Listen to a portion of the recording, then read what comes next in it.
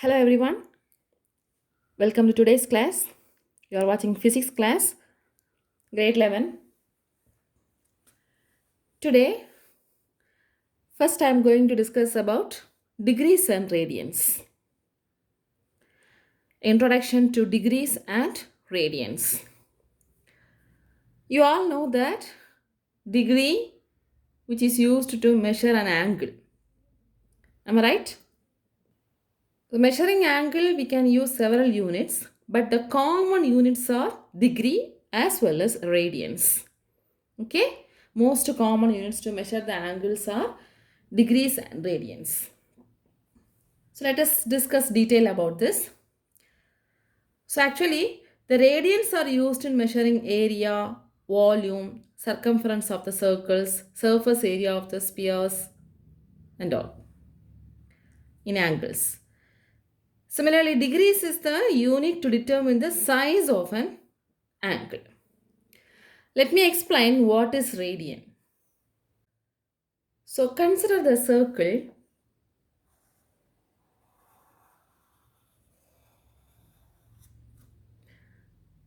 This is the center of the circle. Now this is the distance called radius. Am I right? Yes. Now I am taking one more radius along the circumference of the circle. That means consider this arc. From this point to this distance also again a radius. Am I right? Now there is an angle made, theta. So this planar angle is known as radian. That is, radians describes the planar angle subtended by a circular arc. Subtended by a circular arc at the center of the circle. Okay, that is about radians. So what is 1 radian? 1 radian means this arc length and the radius will be equal.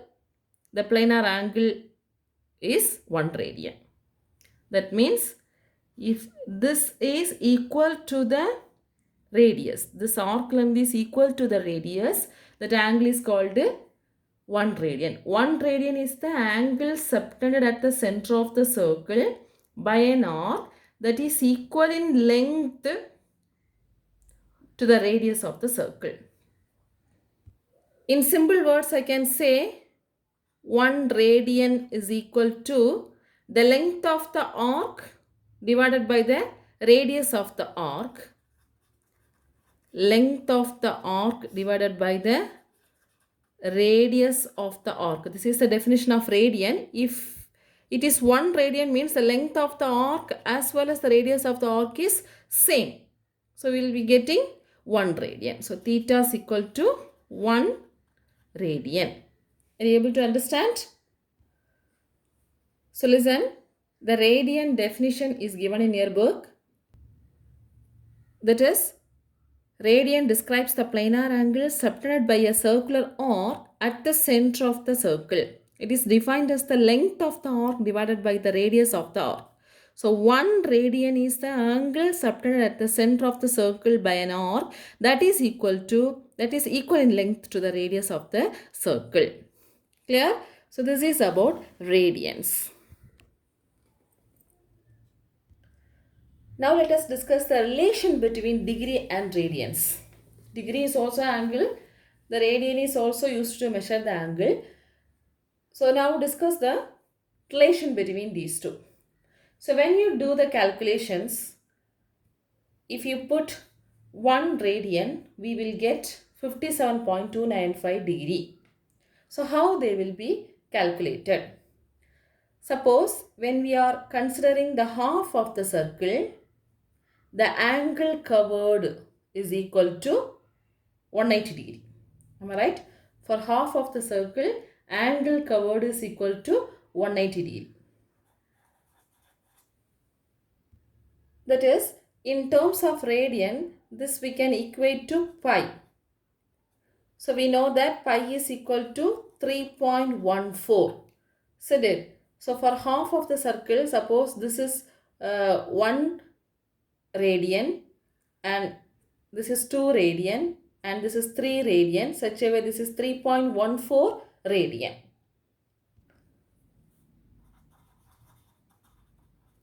Similarly, the total angle covered by the circle, what is that? 360 degree. You all know that. Total angle covered by the circle is 360 degree. So now we can say in terms of radian, for this full 360 degree we will be getting 2 pi radians, because for this half circle we got pi radian, isn't it? For half circle we got pi radian and for full circle we will get 2 pi radians. Understand? So we can write 360 degrees equal to 2 pi radians. From this, what is 1 radian? So if I rewrite 2 pi radian is equal to 360 degree, from this 1 radian. 1 radian is equal to 360 divided by 2 pi. So 360 get cancelled and we'll be getting 180. So 1 radian is equal to 180 by pi degrees. 1 radian is equal to 180 by pi degrees. If you calculate this value, nearly we will get 1 radian is 57.3 or 57.295 degree. Are you able to understand now? So I explained about a radian. Radian means, so this circular arc which subtended by the circle at the center makes the planar angle. That angle is called 1 radian. That angle is called radian. So if this circular arc and the radius having the same length, same value, that radian value will be equal to 1 radian. So normally radian definition is length of the arc divided by radius of the arc. So if both length and radius are same, we will be getting 1 radian. Okay, 1 radian. Now, how many radians are there in a full circle? That is the relation between radians and degree. So if you consider the half of the circle, this half of the circle covered by an angle 180 degree. This 180 degree is equal to pi radian, such that this makes 1 radius. Similarly, 2 radius, 3 radius and 3.14 radius radian we will be getting. So total angle is 360 degree. So I can write the radian covered is 2 pi. Isn't it? For half circle pi radian means full circle 2 pi radians. So 360 degrees equal to 2 pi radians. From this 2 pi radian equal to 360 degree, or 1 radian equal to 360 by 2 pi, or else 1 radian is equal to 180 degree by pi. Otherwise 1 radian is equal to 57.295 degree. While doing conversion, that means if you wanted to convert radian into degree, you have to multiply that radian with 180 by pi, or else multiply with 57.295. Otherwise, if you want to convert degree to radian, you have to multiply degree with pi by 180. Understand? Let me explain one example. For example, convert 143 degree into radian. Okay, this is the question. So how will you convert? Converting degree to radian, we have to multiply with pi by 180. So 143 degree we can convert by multiply with pi by 180. That means 143 into 3.414 divided by 180. That is equal to, if you multiply with the 143 and 3.14, you will be getting, I think, 449.02 divided by 180. So if you divide, we will be getting 2.494 etc. So approximately it is 2.5 radian. 2.5 radian. Understand? Similarly, we can recheck. That is, if you want to convert 2.5 radian into degree. So what you will do?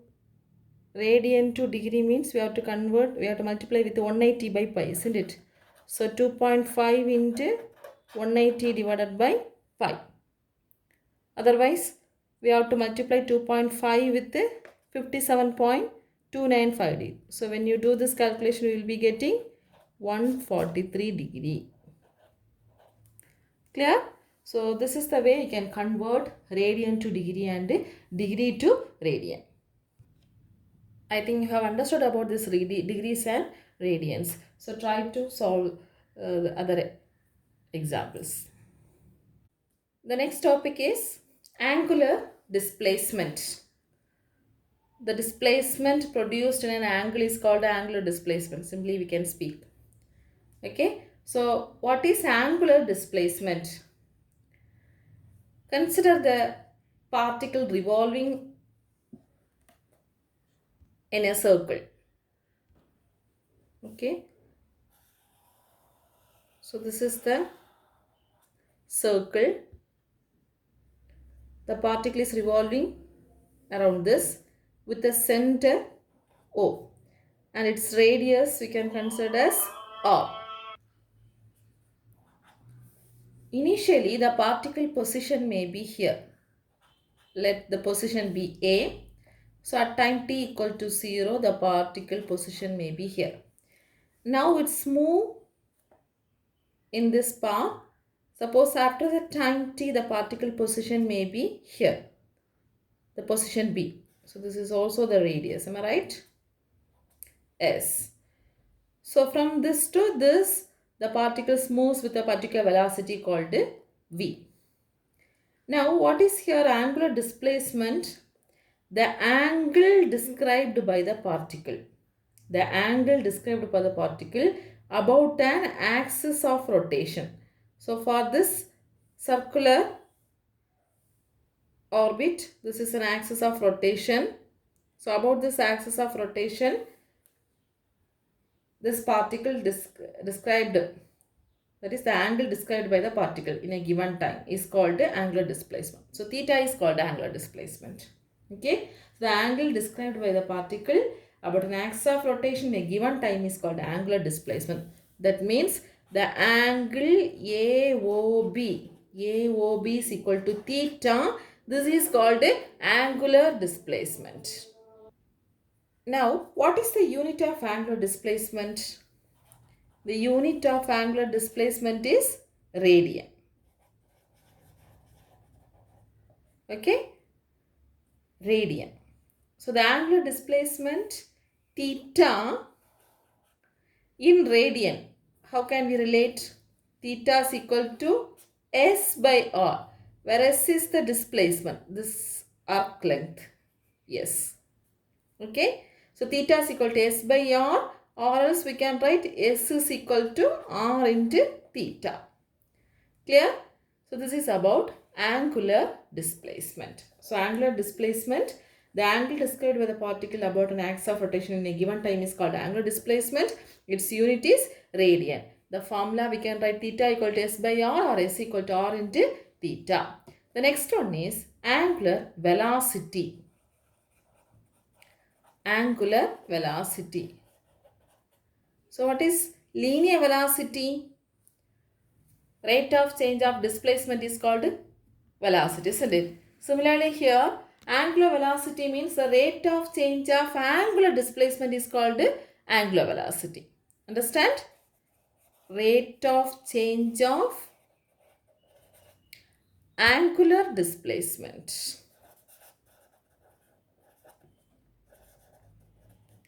is called angular velocity. It is denoted by the symbol called omega. Actually, the velocity is a vector quantity, so we can write an arrow mark over this letter. Now, how can we write the expression? If theta is the angular displacement in time t, then the angular velocity omega can be written as d theta by dt, rate of change of displacement, isn't it? Angular displacement. So here we can write limit delta t tends to 0, delta theta divided by delta t, or else d theta by dt. It's nothing but rate of change of angular displacement. Rate of change of angular displacement is angular velocity omega. So this, when you are writing in terms of delta, we have to put a limit. Limit delta t turns to 0. Delta theta by delta t is equal to d theta by dt. Clear? So what is the unit of angular velocity? Theta by t. The unit of theta is radian and time is second. So the unit is radian per second. Radian per second. Since the velocity is a vector quantity, it has a direction, isn't it? So the direction of the angular velocity is along the axis of rotation. That means it follows right hand rule. That means consider this is the motion of the particle in the circle. The linear velocity direction we will be drawing at any point one tangential line, isn't it?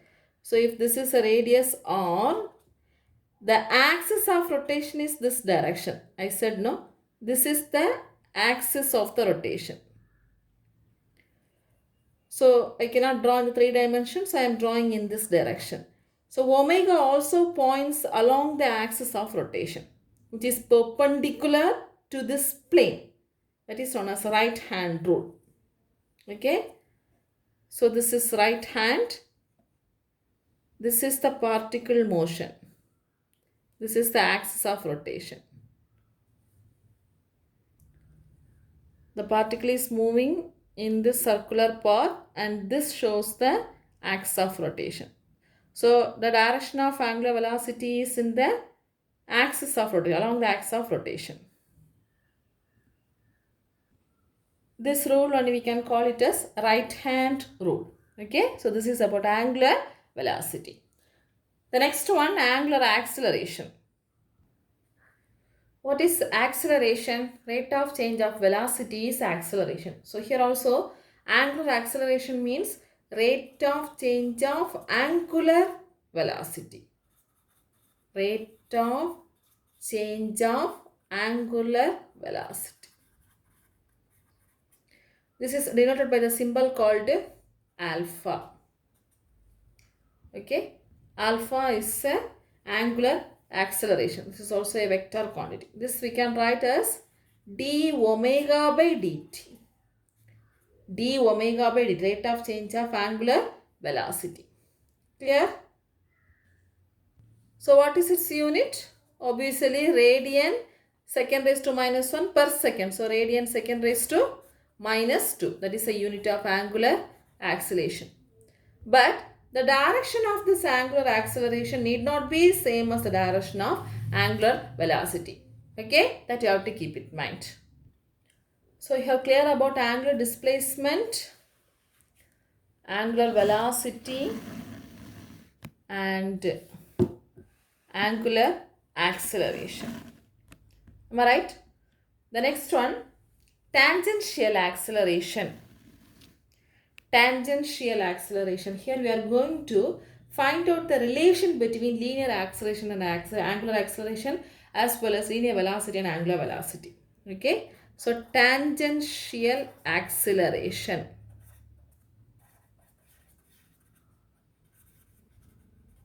acceleration along tangentially.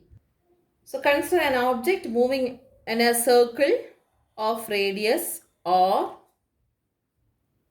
So this is the radius r. Here the object travels this direction. Here we are considering one small distance, that delta s. Delta s is the distance covered at a particular time delta t. At a particular time delta t, and it's subtended by this from the center of the circle as delta theta. Delta theta. So this is the first position. This is the after time t the position. Okay. So the previously we have got angular displacement relationship. From that I can write delta s is equal to r into delta theta, or else delta theta equal to delta s by r, or else delta s is equal to r into delta theta.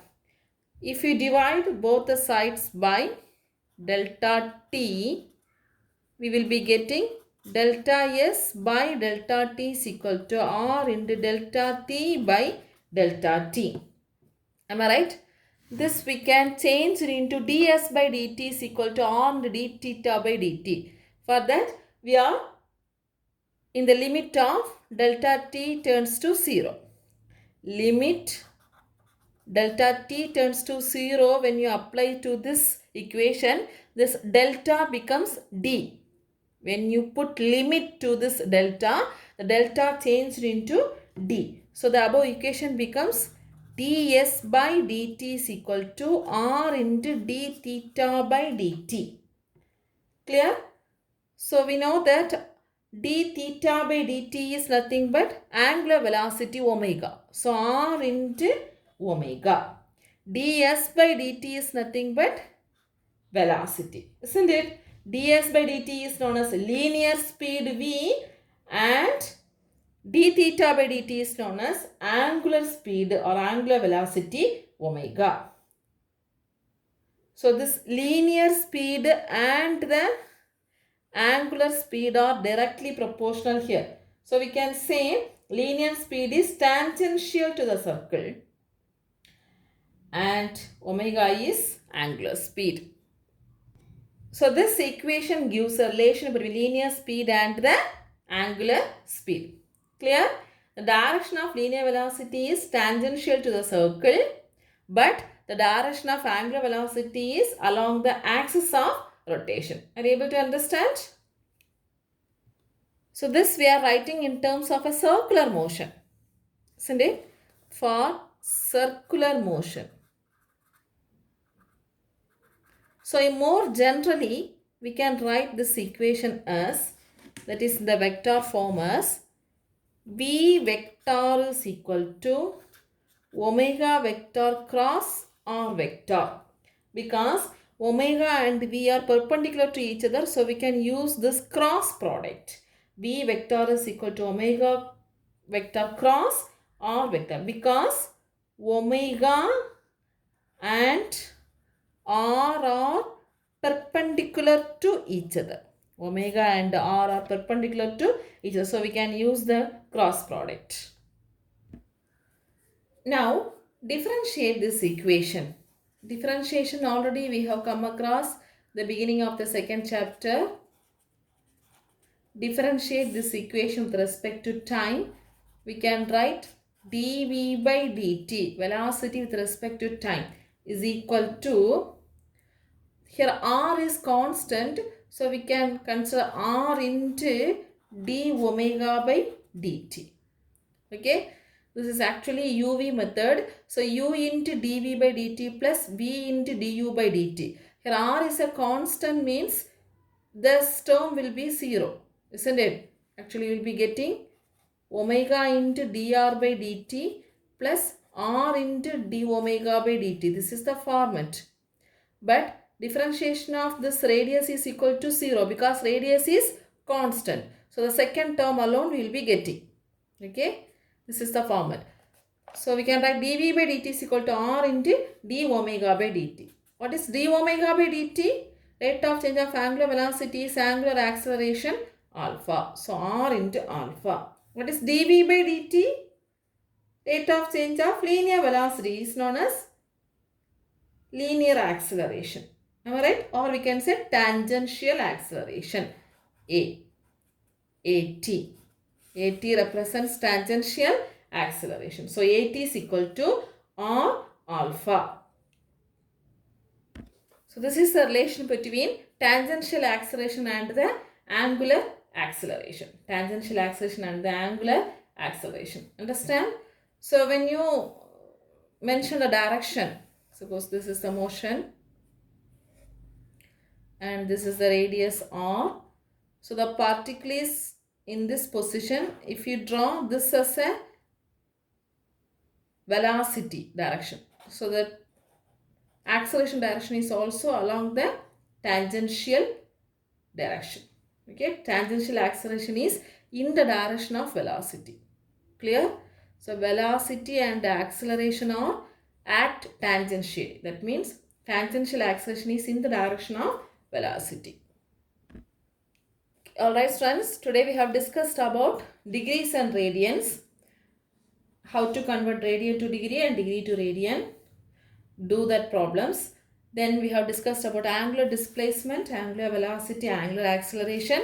And last I have explained you tangential acceleration, that you have learned two relation between linear velocity and angular velocity, that is equal to V equal to R omega, and in relation between linear acceleration and angular acceleration, that is A is equal to R alpha.